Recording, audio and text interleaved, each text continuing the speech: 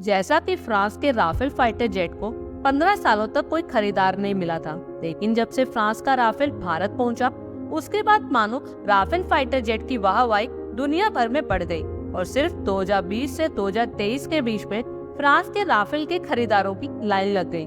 लेकिन अब फ्रांस का यही राफेल फाइटर जेट अपने टारगेट से पीछे रह गया, जिसे फ्रांस ही नहीं बल्कि खुद भारत को भी चिंता में डाल दिया। दरअसल फ्रांस के पास 228 राफेल फाइटर जेट के ऑर्डर बुक्ड हो गए हैं, लेकिन फ्रांस अपने राफेल की सप्लाई के लिए एनुअल टारगेट को पूरा नहीं कर पाया और मौजूदा समय में फ्रांस के पास एक साल में 18 फाइटर जेट के प्रोडक्शन की क्षमता है, लेकिन फ्रांस एक साल में सिर्फ 13 राफेल ही बना पाया।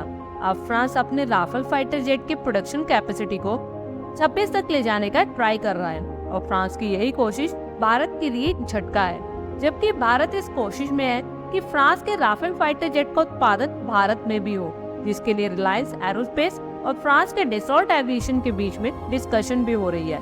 यहाँ तक कि केंद्रीय मंत्री नितिन गडकरी ने भी नागपुर में राफेल फाइटर जेट के उत्पादन का ऐलान कर दिया।